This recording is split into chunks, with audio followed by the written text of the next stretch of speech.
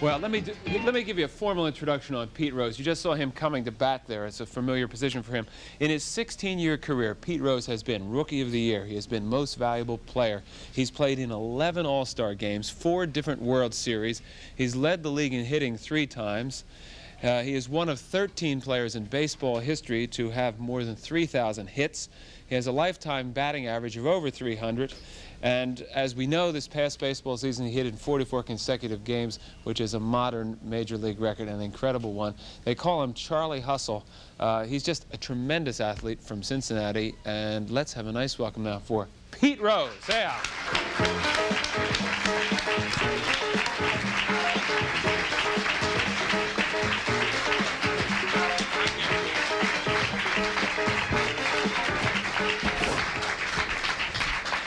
Well, how you feeling? I feel great. How you feel? I think we better clarify that. It wasn't a modern Major League record. Joe DiMaggio's 56. Oh, that's a modern National League record, yeah. That's the big league. I was really pulling for you, Pete. That is a tremendous accomplishment, 44 straight. Well, the further I got along, the easier it got, believe it or not, because everywhere I went, we were on the road playing a lot of games. It was like playing at home. You know, just like in the little clip you showed there, the people were going crazy every time I come up to bat, and they were pulling for me, but rooting for the home team to win the game. So it helped me playing on the road just as much as like I was playing at home. But you've been playing baseball since you're about how big? That's about size. That big? Yeah. Really? Maybe a little bit bigger. Whom would you credit your major interest in the game? Your dad, or was there a kid on the block, or a neighbor, a coach? Who really got you into it? My dad inspired me. I was very fortunate when I was a kid because I had a father who was an athlete himself, and he exposed me to all different kinds of sports. And he played football for the old Cincinnati Bengals, which is the only professional football team the Cincinnati Ball Club ever had until the Bengals of now. And he played basketball, he played football, and he played baseball. And I was always a water boy for the football team, the bat boy for the baseball team, the ball boy for the basketball team. And he just exposed me to sports. They say that you're the best conditioned, what are you, 36, 37 now? 37, I don't look at those. No, I just 37. Me either. Well, I try to play with a lot of enthusiasm. I'm not worried about getting old for the game of baseball. I think it'd be time for me to hang them up when I lose the enthusiasm to play the game the way the fans think it's supposed to be played. I have a lot of fun when I play baseball. It's obvious, but I started to say that they say you're the best conditioned athlete your age in baseball. I mean, I've just heard this several times about you. What do you do to get and stay in such great shape? Do you work out real tough during the wintertime? Do you force yourself to that pumping iron kind of threshold? First of all, I don't smoke or I don't drink, but I don't dislike people who do. You know, Sparky Anderson, our manager, when he came to Cincinnati 8 or 9 years ago, he always drilled into my head that if I would take care of myself, you know, not to wait till I'm 35 or 36, but if I take care of myself when I'm 28 or 29, when it's time for me to retire, I could play a couple, 3 extra years because you took care of myself. But I'm not a big believer of weightlifting and things like that. No. We have the Nautilus equipment in the Riverfront Stadium. You know, I live in Cincinnati, I'm from Cincinnati, and we keep our clubhouse the whole year, so we can go down there and work out on Monday, Wednesday, and Friday, and I do a lot of running, and, you know, running is really good. Thing, right? Running's good for you. Now, we're on tape now, which, in case this is actually Thursday, but we taped the show last Friday afternoon, which is now. You mean the Dodgers already beat the Yankees? We don't know, Pete. We're not really sure about this. We had to wake them up out there to see if they're listening to us. So what I wanted to say was, in the paper today, and I don't think there'll be any major development between now and when the show actually airs, it looks as if you're not going to play for Cincinnati next year. It looks that way. My contract ended after the last game of the season, and I can't become a free agent until the World Series is over. Then I write a letter to the Major League Baseball Players Association stating I'm a free agent. By the way, I might add that our ball club as a whole is going to Japan October the 25th until November the 23rd. You going along? Right. No? I have to go. I want to go. You know, I did 2 commercials for him over there, so I have to go to get paid. I Wait, hold on just 1 second. I want to test something right now. Aquavella, you got it. Yeah, he does smell like an Aquavella. Wanted to check. That'd be a lot of fun because, you know, the Japanese people really take their baseball seriously. How good are they? I've never been there before, but you know, I know they got some really good ball players, but I don't think they're as good from top to bottom as we are in the United States. I've been curious as to when we're going to see our first born-in-Japan player from Japan come and make it as a major leaguer. We had one several years ago. His name was Masanori Murakami, and he was a pitcher for the San Francisco Giants for about 2 years. This is back in, maybe 68 and 69. And they just couldn't make the money here that they can over there. Well, let's talk about money for a second. Now, what do you want, Pete? You want to be the highest paid player on the Reds?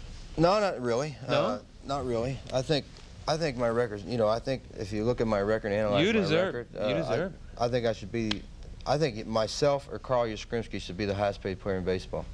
Now, what's the rationale behind that? How do you explain Well, it? I've been in the big league 16 years. I made more all-star teams. I got more hits. I got more runs scored. I got a higher batting average. I played 4 positions. Yeah, here's a man, interrupt for a second, he's got one of the best fielding averages in the major leagues as an outfielder. Very few people know that. Well, they just don't write about things like that. But, you know, my years of experience and what I've did for baseball in general, I love baseball. I'm a great baseball fan. I love football. I love all sports. You know, I'm just a great sports enthusiast, and I follow them all. And I feel now with the hitting streak and accomplishing my 3,000 hit this year that, you know, you work a long time to try to be #1 in your profession. If you don't set out to be #1, you might as well not even play the game. But I think right now, popularity-wise and things like that, that I am at the top of my profession. And as far as talking about the Cincinnati Red contract, I don't think I should be at the top of my profession and be 15th or 16th in payroll. Is that where you are now? That's where I am now. It just don't make any sense to me.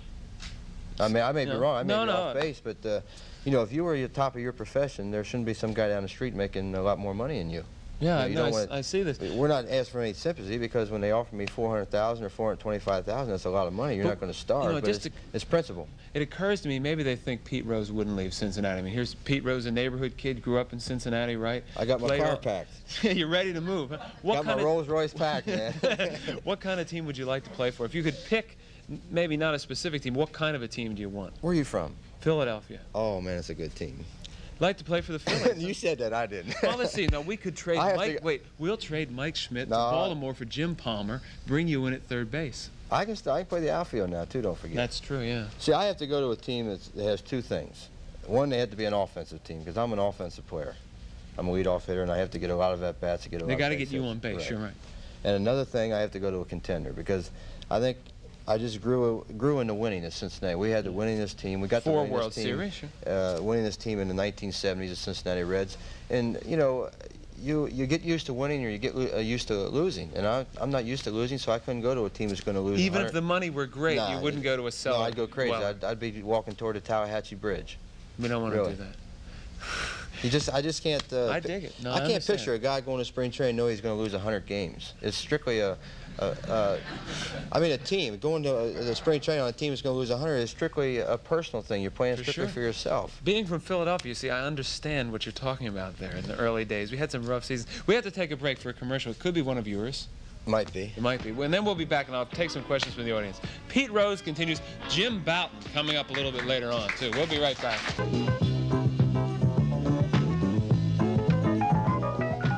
With us right now, Pete Rose. This is the official, I don't know if there was an unofficial one in existence, but this is the official Pete Rose scrapbook, the lifetimes and streak of Charlie Hustle. Do you like that nickname, Charlie Hustle? Well, 2 pretty good ball players give me that name, Whitey Ford and Mickey Mantle. For sure. Back in 1963 in spring training in Fort Lauderdale. You know, I used to, and I still do. And it's not something I started doing when I got to the big leagues. When I was in high school, when I was in the little leagues, when I got a base on balls, I just, you know, run to first base. Sure. I didn't want to give the umpire chance to change his mind. We had some bad umpires back in those days. So one day Mickey Mantle saw me do that, and I guess they just put Charlie on everything. And they said, "Look at Charlie Hustle." And you know, if you do anything in New York, in front of the media in New York, it sticks. That's for sure. How about this? We showed a picture coming in, your head first slide. Most coaches would not teach a little kid to go into head first slides. Where'd you pick that? I really wasn't born this ugly. If you slide head first for 16 years, that's what happens to you. No, I saw some of the shots in this book. You look a little bit like Elvis Presley as a younger guy, but something happened. See, I slide head first for a lot of reasons. One reason, I think it's the fastest way. Yeah, it is. Secondly, I think you don't have to rely on a coach. If I slide into second base, how many times have you seen guys sliding like this and looking up at the moon and the stars and the ball's in the center field, and by the time they get up, the ball's in the third base? I slide my peripheral vision to pick up the ball. The third reason, if you ever get spiked on your arm, who gives a damn? You know, that's not going to bother you. But if you get spiked here, you get spiked here, it supports the weight of your whole body. And probably the biggest reason I slide head first, you usually get your picture in the paper. Other than that, I can't think of any other reason. Good combination. What records are you gunning for, Pete Rose? Well, I guess the ultimate record I have is the all-time hit record for the National League is held by Stan Musial, and he has 3,630 hits. I'm right now at I'm at 3164, but I've only played 16 years. I average about 198 hits a year. So if I can play 3 more years, I can. Yeah, you just missed this year. I was really hoping for you to get that last at-bat to get, would have been your I needed 2 more, and they took me out of the game after 8. We had an 8-3 lead, and Tom Seaver was the pitcher of record, and they took him out too because the game looked like it was locked up, and they let the old-timers take an inning off. The season's over.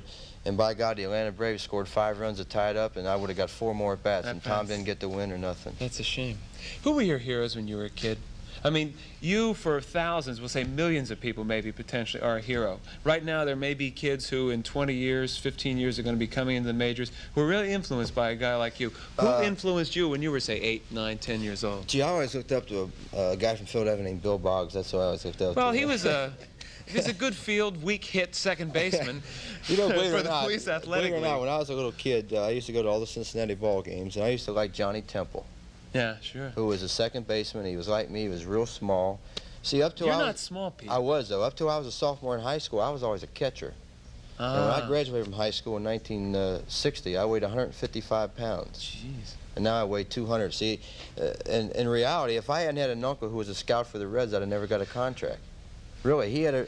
That's who you know, huh? He had to convince the Reds that everybody in my family physically matured late. And I was no exception. I was 19 years old before I started growing. Until you really filled out and really put on the muscle. Getting into that baseball and started eating them steaks, I just grew up. Steaks. But I weighed 155 pounds when I was You have a couple of restaurants now, don't you? Got a couple in Cincinnati, right? A couple pancake houses, like. Pancakes. Pancakes, man. A lot of money in pancakes and eggs. I guess there is. Steaks cost too much money. Pancake houses. Hey, we have some videotape of, I believe, let me check my notes here. This is actually breaking the record. Off of Swan? That's right, off of Swan. Yeah. Set the scene here. Tell us what you were thinking.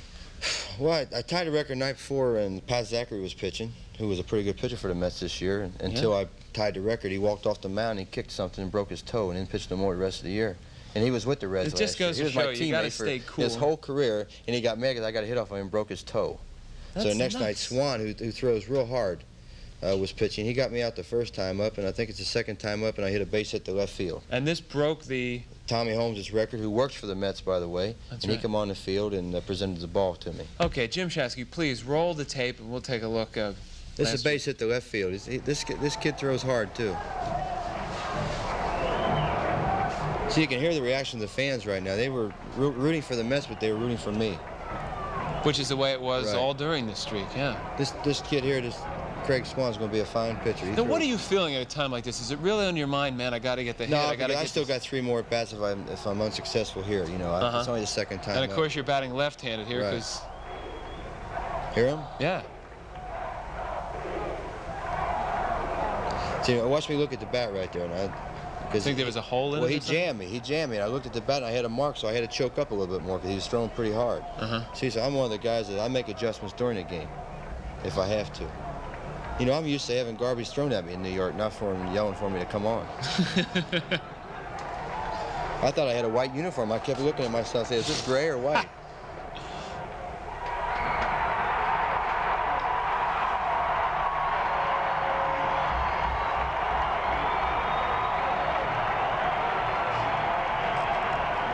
See, Montanez kept wanting to give me the ball for me to give to Tommy Holmes. I said, no, Willie, don't give it to me. He's going to give it to me. Give it to him. He said, here, take it. I said, no, give it to him. He's going to give it to me. I'm not going to give it to him to keep. It's my ball. So finally, he come out and he give the ball to Tommy Holmes. And there it goes up on the scoreboard. You know, I'm curious, does that, in a way, does it hurt your feelings that a former teammate would be so, teed off that he'd give you a hit that was such an important hit to you? Oh, no, because he's a competitor. You know, he's out there trying to get me out. He don't want to get in the record books. So I respect him for that. So it's like you can have friends. I mean, 2 of your good friends are Bo and Luzinski of the Phillies. Right. But when if you're I on get a chance to get Bo on a double play, I'll knock him into left field if I can. He knows it, and he respects me for it. Just like it was funny that night going up to bat because Youngblood's sitting over in the dugout, and he's going, come on, get a hit, get a hit. And, you know, I'm playing against his team, but he wants me to get a hit. I said, all right, I'll get a hit and I'll get picked off first. Don't worry about it. You know? just to get on, right? How did you do against Jim Bouton? Now, he pitched against you once this season, right? He got me out the first game, the Sunday game down in Atlanta, and I hit a home run off of him, a 3-run homer off of him the next Friday night. The next Friday. 2 games before the last game of the season. So you were like 1 for 4 against him. No, 1 for 5. 1 for 5. But I lined out once. So it's close. Right. He made me mad, too. All right, I am really interested in talking to Jim Bouton. He's a guy I have a lot of respect for. He's not just as an athlete. Works hard. He works hard. He's a hard worker. And when I heard that Jim Bouton was coming back in the major leagues, that he had fought his way back after a couple of years, I was cheering at home. And I was glad to see that he won the game. We'll meet Jim Bouton right after this. We'll be right back with Jim.